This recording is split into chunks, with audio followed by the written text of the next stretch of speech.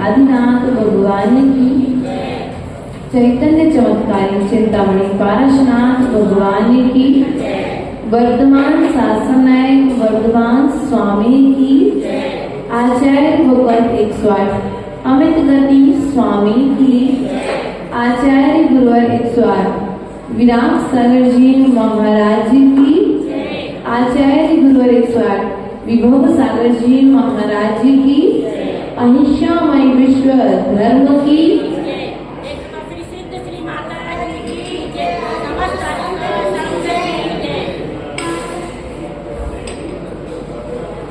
प्रिय आत्माएं, आचार्य भगवंत अमित गति स्वामी ने कल हम सभी के लिए सम्यक चारित्र के आचरण के लिए 2 नयों की व्यवस्था बताई थी। व्यवहार नय और निश्चय नय। और आचार्य भगवंत ने कहा था कि दोनों नयन की तरह हैं।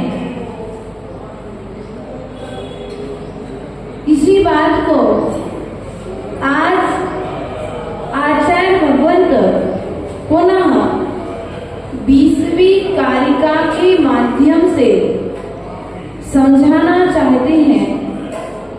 हम चलते हैं कारिका नंबर 20 के माध्यम से इन नयों की व्यवस्था अर्थात केवली भगवान के स्वभाव और सौंदर्य की व्यवस्था को समझने का प्रयास करेंगे।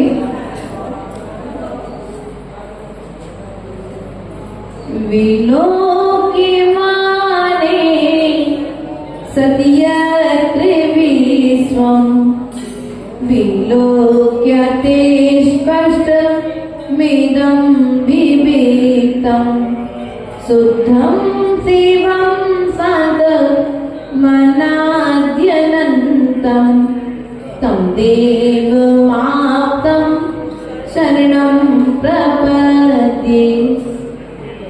मैं उन अरहंत देव की शरण को प्राप्त होता हूँ जो केवल दर्शन, जिनके केवल ज्ञान में विलोक्य माने सत्यत्व विश्व अर्थात जिनके ज्ञान में सारा विश्व स्पष्ट दिखाई दे रहा है। विलोक स्पष्ट मिदम विभक्तम, और विश्व में जो पदार्थ हैं वे पदार्थ स्पष्ट और पृथक पृथक दिखाई दे रहे हैं। शुद्धम शिवम शांति मनाद्यनंतम, जो शुद्ध शांत और अंत रहित और शिव स्वरूप है, मैं ऐसे अनंत परमेश्वरी की शरण को प्राप्त होता हूँ। प्रिय बंधु, आचार्य भगवंत ने पूर्व की कुछ कारिकाओं के माध्यम से प्रतिक्रमण कराया, आलोचना कराई, प्रायश्चित करवाया। अब आचार्य भगवंत कहते हैं कि अब आपकी वेदी पर, हृदय रूपी वेदी पर दर्शन ज्ञान चारित्र से सहित अर्थात अष्ट कर्मों से रहित तीर्थंकर भगवान, अर्थात जिन्होंने तीर्थंकर प्रकृति का भी नाश कर दिया, उस प्रकृति को भी समाप्त कर दिया, ऐसे सिद्ध भगवान जिस प्रकार से अर्धचंद्राकार वेदी पर विराजमान है, उन सिद्ध भगवान के लिए मैं अपनी हृदय रूपी वेदी पर विराजमान करने का प्रयास करता हूं। प्रिय बंधुओं, व्यक्ति पुरुषार्थ कर रहा है,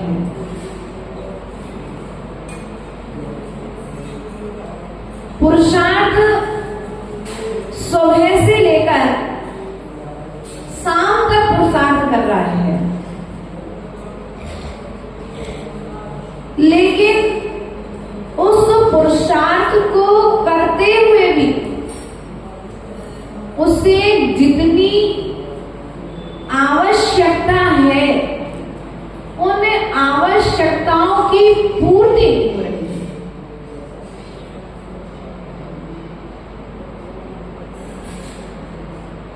आवश्यकताओं की पूर्ति के लिए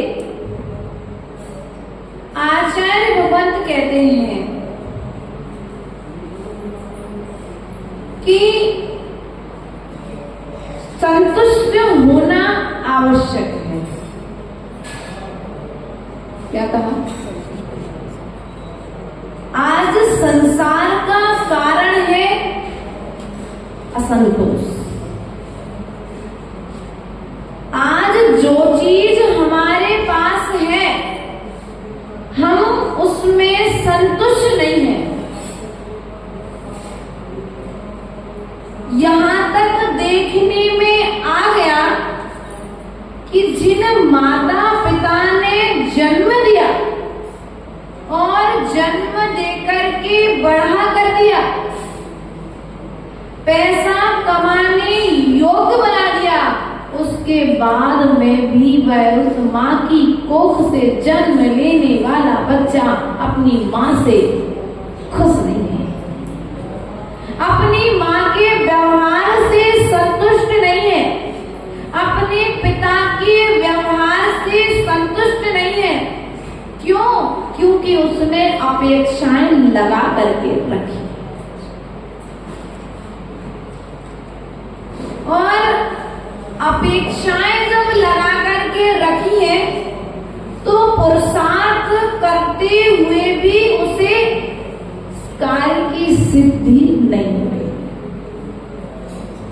बल्कि आचार्य भगवंत ने कहा कि कार्य करो लेकिन अपेक्षा मत रखो। क्या कहा? कार्य करो, अपेक्षा मत रखो, कर्तव्य करो, आप अपना कर्तव्य करो, कर्तव्य अपना कर्तव्य करो।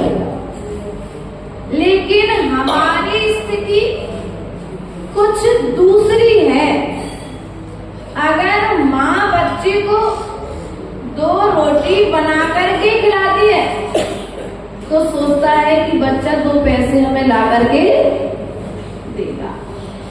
लेकिन आचार्य भगवंत कहते हैं कि आपका कर्तव्य है उस बच्चे की सेवा करना, लेकिन उस कर्तव्य के साथ साथ आप व्यवहार में इतने अधिक लीन हो गए कि आपने अपने आत्मा के स्वभाव को भूल गए, अर्थात अपने गुणों की जागृत करने की ओर आपका ध्यान नहीं।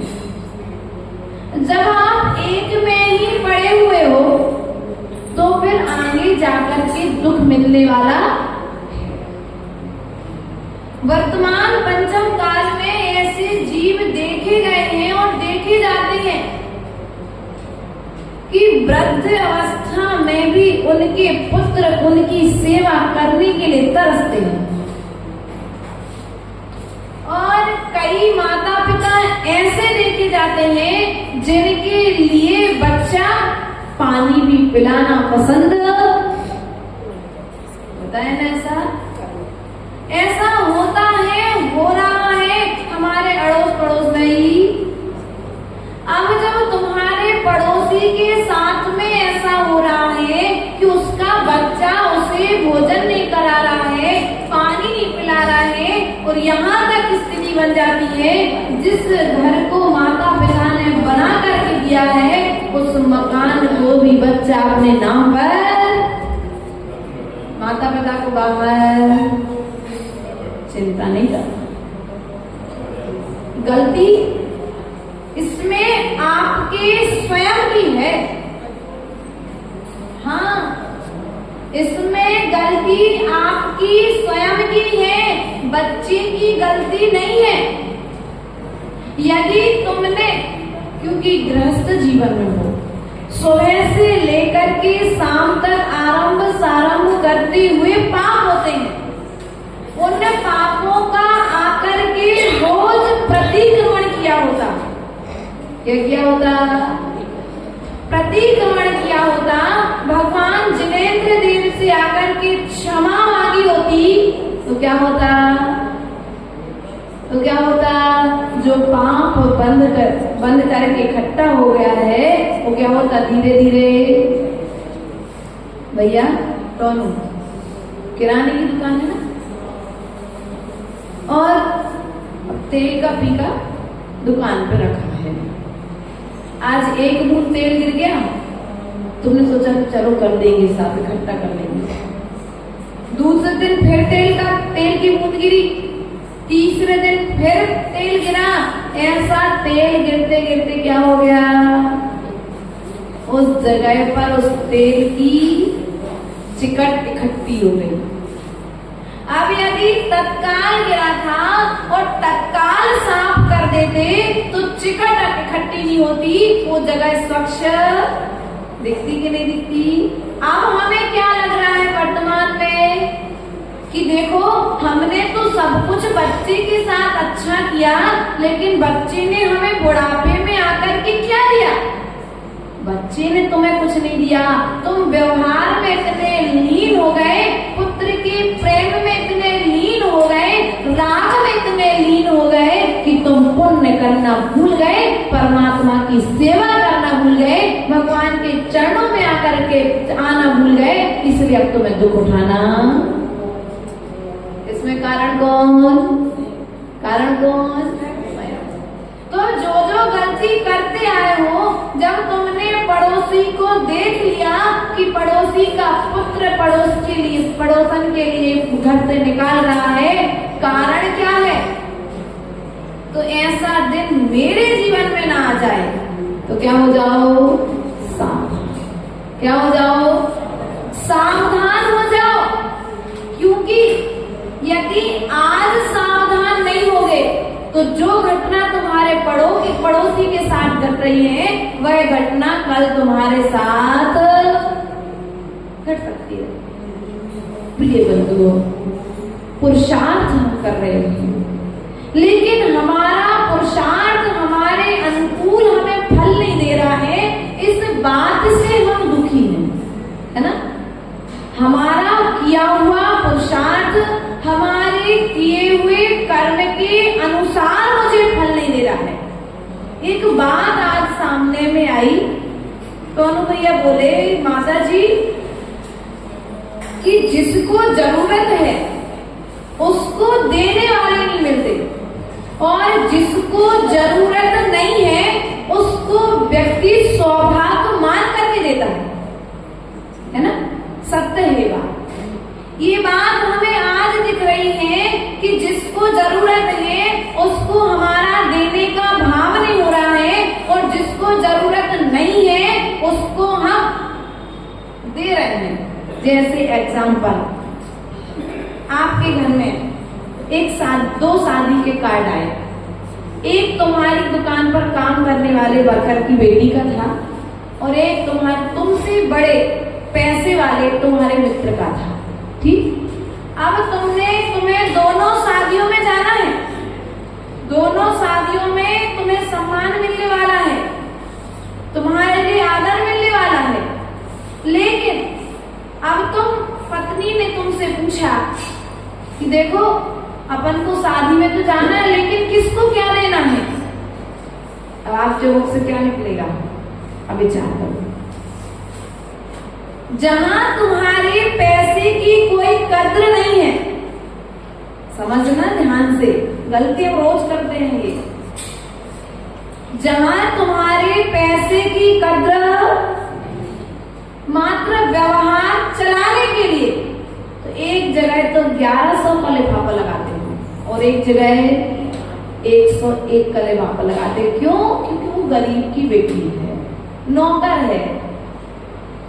और अगर तुम लिफाफा पलट दो तो क्या होगा? उस गरीब को इतनी खुशी होगी, पहली बात तो वो इस बात से खुश हो जाएगा कि मालिक मेरे घर में आया है ना। जिसकी दुकान में मैं काम करता हूँ वो मालिक मेरे घर पर आया, वो तुम्हारी वो सेवा करेगा जो भगवान के लिए मानता है। क्योंकि कई वर्कर ऐसे देखे जाते हैं जो अपने मालिक को भगवान की तरह पूछते हैं, भगवान की तरह उनकी सेवा करना मानते हैं, सौभाग्य मानते हैं।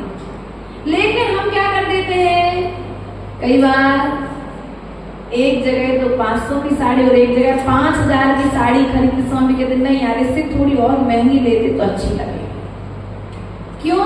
क्योंकि तुम्हारे लिए क्या है, वहां पर सम्मान पाने की इच्छा है जहां पर तुम्हारी कोई वैल्यू है ना। यही हो रहा है। दान देने का भाव कहाँ होता है? अच्छा सही बताना, देखो गलत नहीं क्या। जहां भरा हुआ है, जहां पर भरा हुआ है, जहां पर जरूरत नहीं है, लेकिन फिर भी जहां पर देखते भीड़ खड़ी है, थोड़ा सा लंबा तिलक लग जाएगा, यहाँ तो क्या 10 लोग हैं, वहां 100 लोग रहेंगे, तालियां बजाएंगे, हमारा नाम होगा 100। अब ये जो तुमने दान दे करके पुरुषार्थ तो किया, लेकिन पुरुषार्थ करने पर भी तुम्हें कार्य की सिद्धि नहीं हुई। क्यों नहीं हुई कार्य की सिद्धि? क्योंकि तुमने आकांक्षा की, इच्छा रखी थी। अब इच्छा रखी थी तो भोगो फल। आज वर्तमान में नहीं है तुम्हारे पास, कोई बात नहीं, इस बात से दुखी मत हो। आपके पास पैसा नहीं है, कोई बात नहीं, पुण्य तो है। ध्यान रखना, पैसे वाले मंदिर में अधिक समय नहीं देते। क्यों पार्वती जी गलत कह रहे क्या?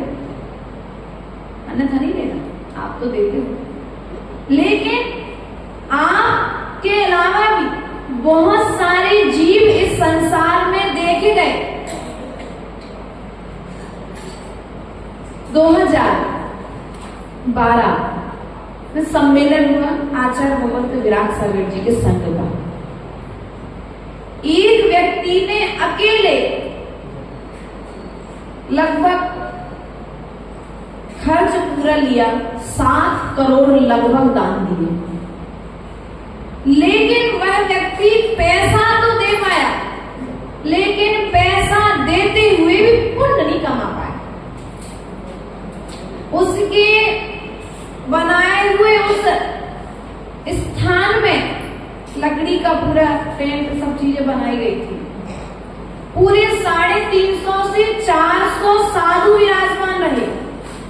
तीनों काल की सामायिक की स्वाध्याय किया, आहारचर्या हुई, प्रत्येक क्रिया कुल मिलाकर उस स्थान पर हुई, सबने लाभ लिया।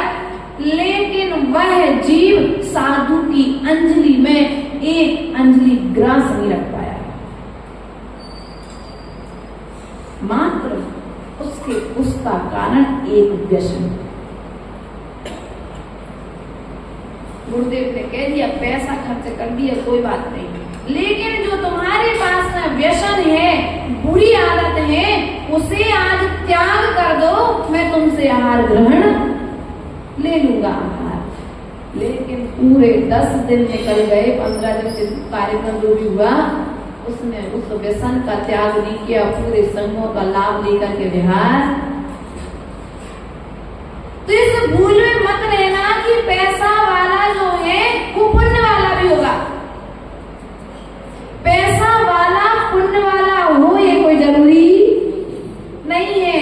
हम तो ये कहते हैं जो पैसे वाले हैं वे अहंकार से भरे हुए हैं। कई लोग, सबको 5 उंगलियां एक सी नहीं होती, अपनी ध्यान रखना। कई लोग अच्छे भी होते हैं, कई लोग बुरे भी होते हैं, लेकिन जिनके पास पैसा नहीं होता है वे अपने आप को हीन समझ लेते हैं। तो आपको अपने लिए हीन नहीं समझना। अब पैसा आएगा कहां से? तो पुण्य से आएगा। पुण्य कहां से आएगा? जिनेंद्र भगवान की भक्ति से आएगा, गुरुओं की भक्ति से आएगा, शास्त्रों के अध्ययन से आएगा। अब पुण्य जहां से आना है, आप वहां पर प्रवेश करो। कहां पर प्रवेश करो?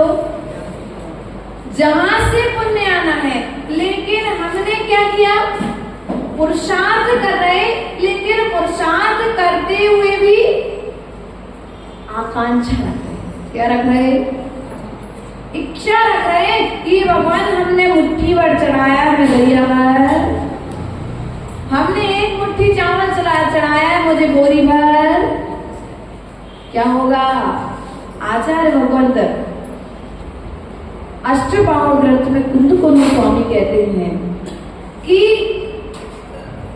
जिनेंद्र भगवान की आराधना करने वाले जीव के लिए मिलने वाला जो सेवा करता है, उस जीव को सुमेरु पर्वत के बराबर, अर्थात उससे भी अधिक बड़ा कुछ होता है, तो उसके फल की प्राप्ति होती है जिनेंद्र भगवान की भक्ति से। लेकिन यदि तुमने भक्ति का फल मांग लिया, क्या कर लिया? भगवान हम आपकी भक्ति कर रहे हैं, आप हमें ऐसा दे दो, हमारा बच्चा पास हो जाए, क्या हो जाए, हमारी दुकान अच्छी चलने लगे, हमारा मकान जल्दी से बन जाए, आदि आदि आदि आदि बहुत सारी डिमांड भगवान से।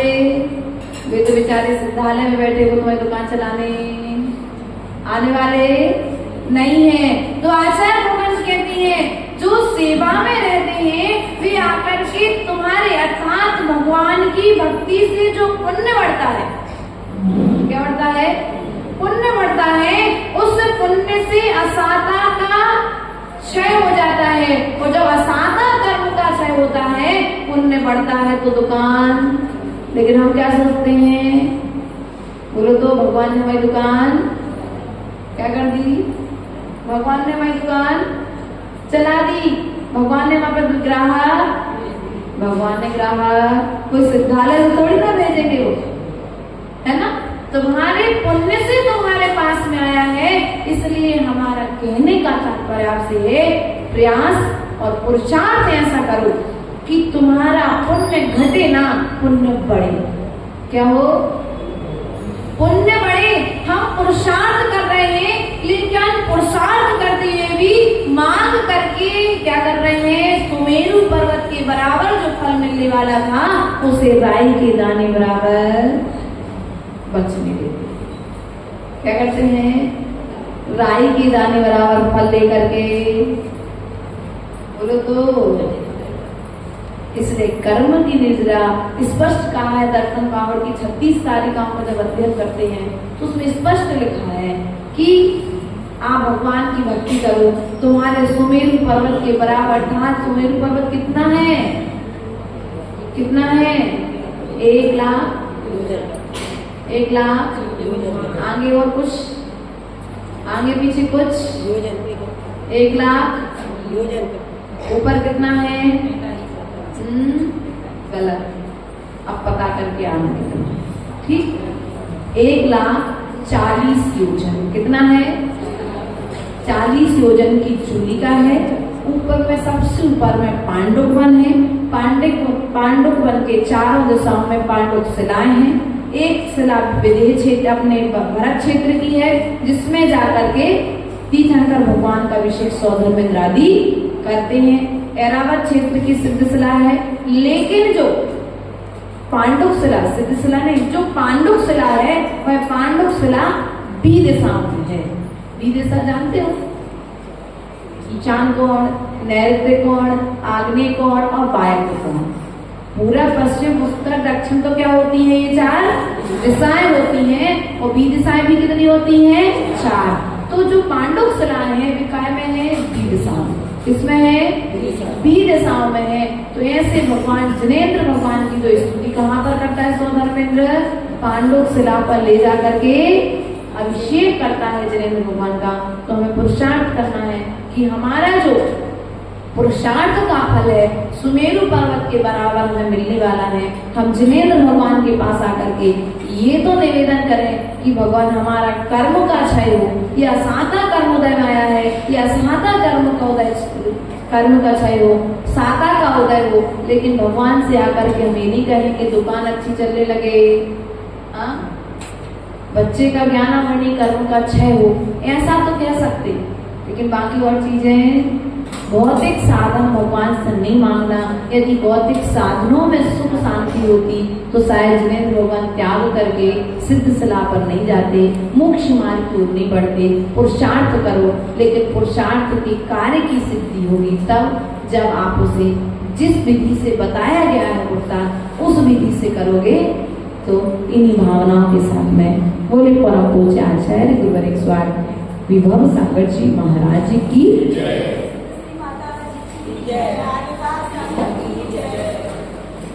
जिनवाणी के ज्ञान ते सुचे लोकालो, सुवाणी मस्तनो सदा नित्य हो तो। जिनवाणी भारती तुमको दिल में, जो तेरो शरण दे सो पावे सुख से। देव वचन बलिहंत को तुझे वाणी ग्रंथ, गया धर्म पालो सदा मोक्ष का पथ। धर्म करत संसार जुग धर्म कर निर्वाण, धर्म करत साले विराम।